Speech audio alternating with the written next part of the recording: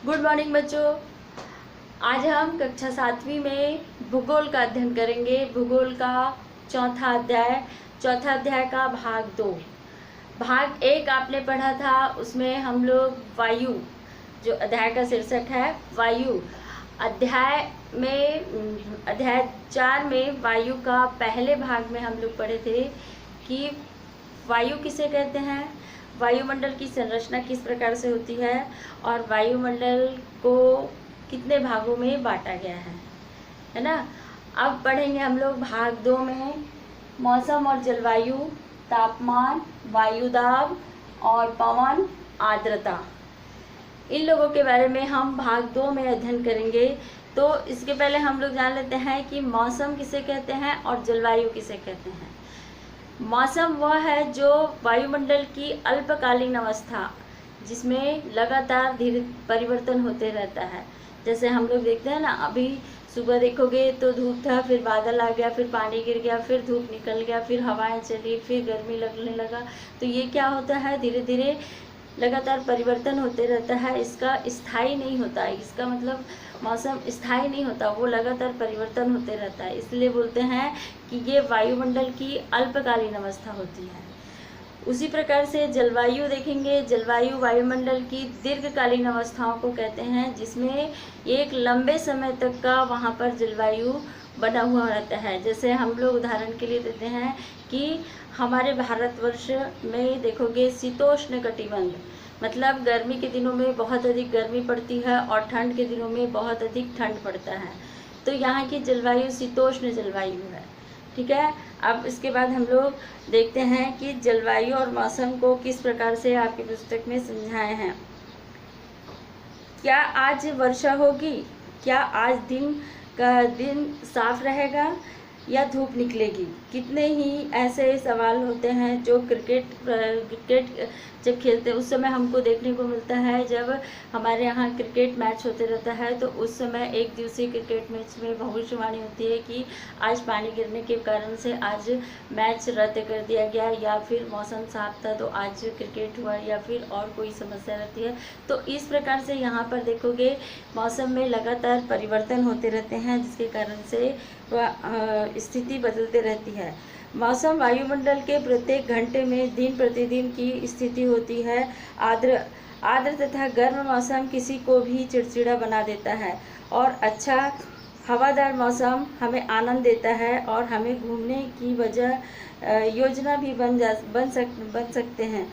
तथा मौसम इसमें नाटकीय रूप से दिन प्रतिदिन बदलते रहता है, किंतु दीर्घ काल में किसी स्थान पर औसत मौसम उस स्थान की जलवायु कहलाती है। दीर्घकाल में वहाँ की औसत मौसम जो होता है वो उसको क्या कहते हैं, हम लोग जलवायु कहते हैं।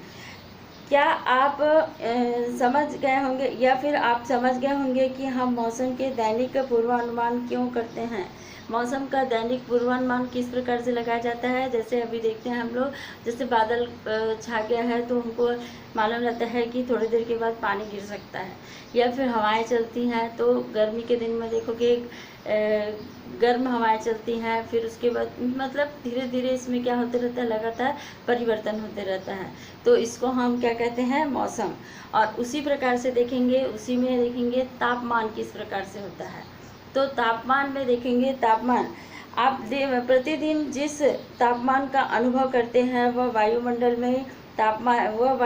का तापमान होता है। वायु में मौजूद ताप तथा शीतलता के परिणाम को ही हम तापमान कहते हैं। जो वायुमंडल में ताप और शीतलता का जो परिणाम होता है, कभी कभी हम लोग क्या करते हैं कि मौसम में कभी कभी एकदम गर्मी का महसूस होती है तो गर्म का एहसास होता है, और कभी कभी ऐसा होता है कि ठंडी हवाएं चलती हैं तो उसके कारण हमको ठंडक महसूस होता है। तो ये सारी चीज़ें किस पर निर्भर होती है, वायुमंडल पर। तो उसी को बताया गया है कि वायुमंडल के आधार पर ही इसमें मौसम निर्भर होता है। अब देखेंगे आपतन एक महत्वपूर्ण कारक होता है। आपतन एक महत्वपूर्ण कारक क्या होता है, आपतन का अर्थ क्या होता है, सूर्य का ताप। सूर्य का ताप को ही हम आपतन के नाम से जानते हैं, जिसमें तापमान के वितरण को प्रभावित करता है। और सूर्य सूर्य के आने वाली जो सूर्य आने वाले वह ऊर्जा जिसे पृथ्वी पर रोक लेती है। सूर्य से जो आने वाली ऊर्जा होती है उसको ही पृथ्वी पर आने से रोकती है, वही क्या है, वायुमंडल। वायुमंडल के द्वारा ही देखोगे, नहीं तो बहुत सारी जैसे सूर्य का जब प्रकाश पड़ता है पृथ्वी पर तो क्या होता है, बहुत तेज गति से पड़ता है और उसी को वायुमंडल रोक कर रखती है। नहीं तो यहाँ जो धरातल का जो तापमान रहता है वो बहुत अधिक होता है। तो ये चीज़ है कि यहाँ पर तापमान को सूर्य का जो तापमान है उसको रोकने में पृथ्वी के धरातल, जिसमें देखेंगे धरातल के कारण से क्या होता है, जब सूर्य की किरणें पृथ्वी पर पड़ती हैं तो फिर से वो वापस लौटती है, जिसके कारण से क्या होता है, यहाँ पर तापमान कम होता है। और इसको जो सूर्य से बहुत अधिक तेज तापमान जो होता है उसको सोखने का, जैसे हम लोग इसके पहले पढ़े थे ओजोन किरणें, है ना, पृथ्वी पर सूर्य से आने वाली जो हानिकारक किरणें हैं उसको रोकने का काम किसका होता है, वायुमंडल का होता है।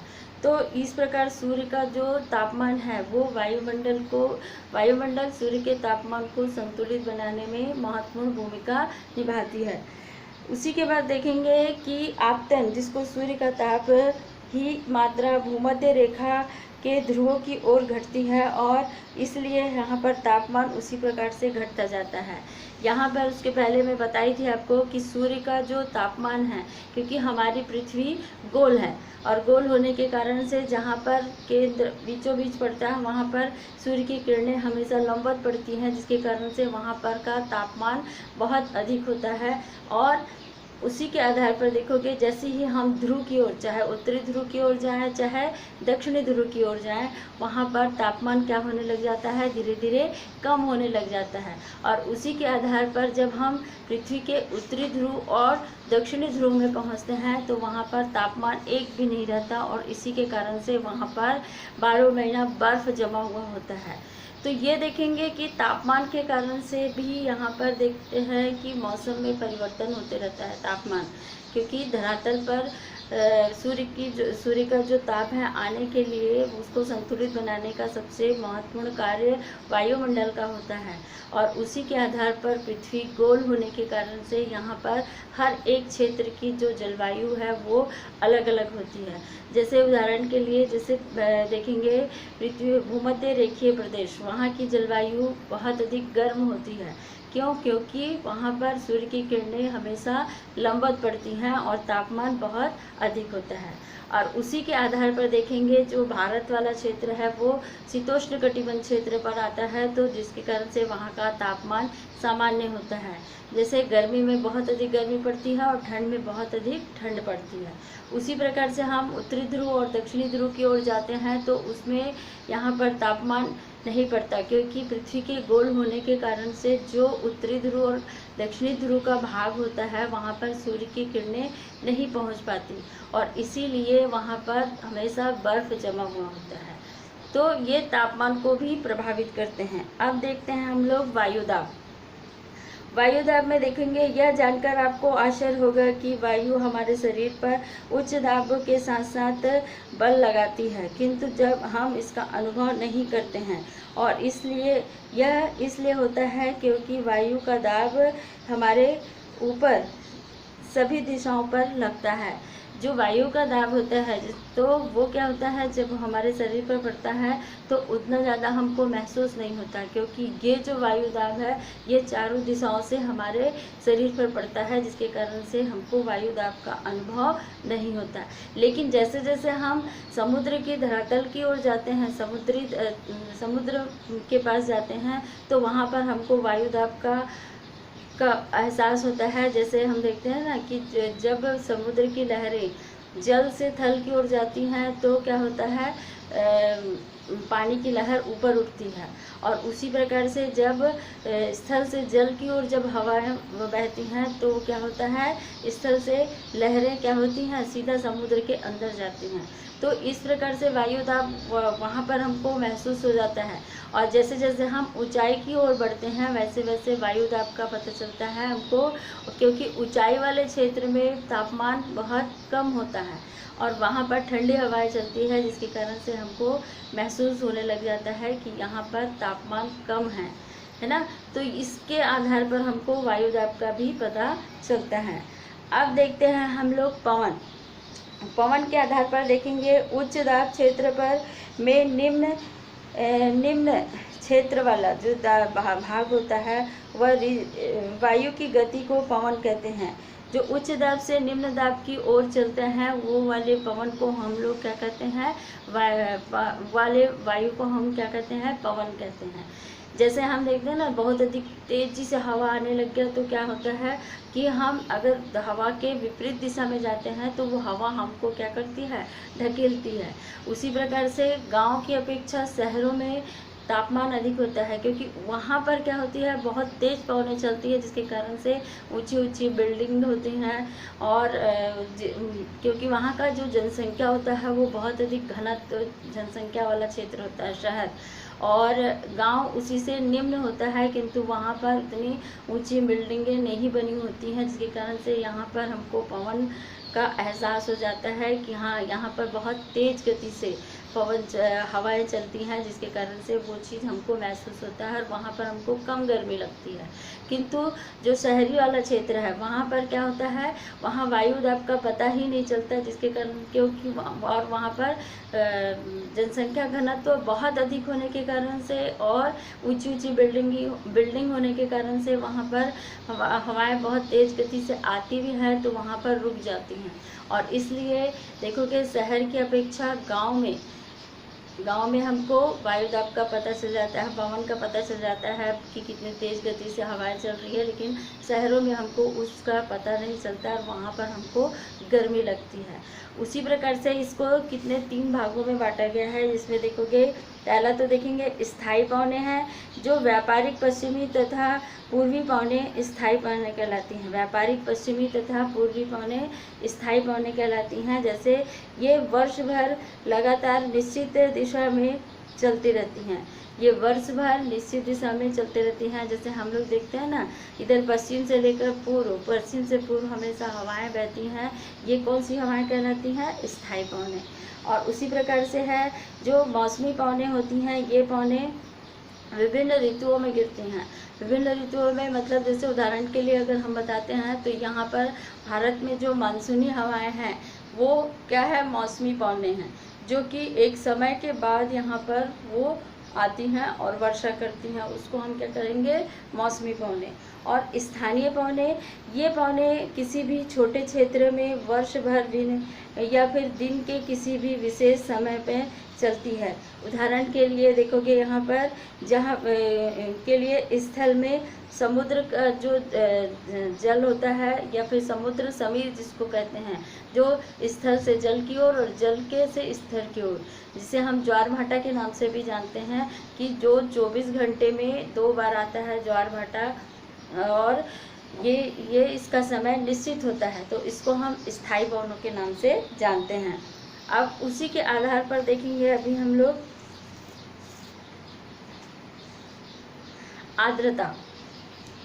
आर्द्रता के बारे में देखेंगे। जब हम पृथ्वी पर विभिन्न जलाशयों पर वाष्पित होते हैं तो यह जलवाष्प बन जाते हैं, और वायु में किसी भी समय जलवाष्प की मात्रा को आर्द्रता कहते हैं।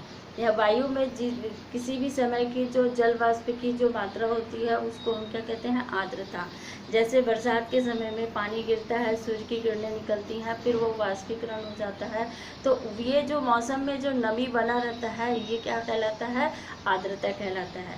और एक चीज़ है कि आर्द्रता के समय में कोई भी चीज़ को हम अगर मान लीजिए कपड़ा है, कपड़ा को अगर हम बाहर सुखाते हैं तो इसको सूखने में भी बहुत टाइम लगता है। ठंड के दिनों में हुआ या फिर आप देखोगे बरसात के दिनों में हुआ, तो यहाँ पर देखोगे क्योंकि हवा में नमी होती है, आर्द्रता होती है, जिसके कारण से कपड़ों को सूखने में समय लगता है। और उसी के विपरीत अगर हम गर्मी के दिनों की बात करते हैं तो गर्मी के दिनों में क्या होता है, कपड़े जैसे ही हम डालते हैं वैसे ही सूख जाता है, क्योंकि उस समय हवा में नमी नहीं होता, वो उसमें शुष्कपन होता है और धूप जो सूर्य की किरणें उस पर पड़ती हैं जो बहुत तेज होती है, जिसके कारण से कपड़ा का जो पानी है वो जल्दी से वाष्पित हो जाता है। तो इस समय यहाँ पर आर्द्रता का हमको पता नहीं चलता है। तो इसी प्रकार से देखेंगे, जब जल वाष्प ऊपर जाता है तो वह ठंडा होना शुरू होता है। अब ये यहाँ पर देखेंगे जो जल वाष्प है, जल वाष्प इकट्ठे होकर क्या होते हैं, जैसे बरसात के दिनों में पानी गिरा, पानी गिरकर फिर से वाष्पीकरण होकर वो बादल बन जाता है और बादल बनकर वो जैसे जैसे ऊपर जाता है, जैसे हमको मालूम है कि जैसे जैसे हम ऊंचाई की ओर बढ़ते हैं वैसे वैसे तापमान कम होने लग जाता है और तापमान कम होता है जिसके कारण से जो वाष्प की बूंदें होती हैं वो वाष्प का जो कण होता है उसके साथ धूल और धुआं का कण भी मिश्रित होता है और वो ऊपर जाकर क्या होता है, धीरे धीरे जमने लग जाता है, जिसको हम बादल कहते हैं। ये बादल कई किलोमीटर तक का चौड़े और मोटे होते हैं, जिसके कारण से कभी कभी बादल हमको काले काले दिखाई देते हैं और उसी के आधार पर देखते हैं कि बादल में जब ये ऊपर जाकर ठंडे होते हैं तो ये वाष्प के कण बूंदों में बदल जाते हैं और बूंद में बदलने के बाद वो क्या होते हैं, धरती पर वर्षण का रूप ले लेते हैं, उसी से ही बरसात होता है। तो इस प्रकार से यहाँ पर आर्द्रता का से ही क्या होता है, यहाँ पर पानी गिरता है, फिर धूप निकलता है, फिर वाष्पीकरण होता है। तो ये आर्द्रता का जो चक्र है वो क्या होता है, निरंतर चलते रहता है। और उसी के आधार पर देखोगे आपकी पुस्तक में ये जो दिया है, ये आपका चक्रवाती वर्षा है और पर्वतीय वर्षा है, संवहनी वर्षा है। तो इसी के आधार पर होता है कि यहाँ पर वायु ठंडी, जैसे ये है आपका चक्रवाती वर्षा, फिर ये है आपका पर्वतीय वर्षा और फिर उसके बाद है ये वाला आपका संवहनी वर्षा। तो इसी प्रकार से इसमें बरसात होती है कि जब जैसे पर्वतीय वर्षा है, पर्वतीय वर्षा में हम देखते हैं कि वाष्पीकरण होकर जब बादल ऊपर उठते हैं और पहाड़ों से जब टकराते हैं तो उन क्षेत्रों में पानी गिरता है, तो उसे हम पर्वतीय वर्षा कहते हैं। और उसी के आधार पर देखेंगे समुद्र से वाष्पीकरण होकर जो मानसूनी हवाएं ऊपर उठती हैं और ठंडी होकर गिरती हैं तो उसे हम संवहनी वर्षा कहते हैं। और ये जो चक्रवाती वर्षा है, चक्रवाती वर्षा में भी इसी प्रकार से होता है कि ये जब वायु का दाब बढ़ता है तो ये दबाव के कारण से कुछ क्षेत्रों में पानी गिराते हैं, मतलब खंड वर्षा होती है, उसे हम क्या कहते हैं, स्थानीय वर्षा, इसे हम कहते हैं चक्रवाती वर्षा। तो इस प्रकार से आर्द्रता के कारण से क्या होता है, यहाँ पर बरसात अलग अलग क्षेत्रों में अलग अलग प्रकार से होता है। तो ये सारी चीज़ किस पर डिपेंड होते हैं, वायुमंडल पर। वायुमंडल के आधार पर ही यहाँ पर देखोगे बरसात होता है, गर्मी पड़ती है, ठंड पड़ता है और धूप निकलती है। फिर तो ये सारे चक्र किस में होते हैं, क्षोभ मंडल में, जिसमें जहाँ पर हम रहते हैं। जो इसमें वायुमंडल में क्षोभ मंडल का होना भी बहुत अधिक आवश्यक होता है। अगर क्षोभ मंडल नहीं होगा तो यहाँ पर जीवन भी संभव नहीं होगा। तो बच्चों, आज हम लोगों ने वायु के बारे में पढ़ा और इस पाठ को आप बहुत अच्छी तरह से अध्ययन करोगे। हर एक छोटे छोटे प्रश्न का उत्तर निकाल कर उसको कॉपी में लिखोगे और उसका उत्तर याद करके मुझे भेजोगे। ठीक है, थैंक यू।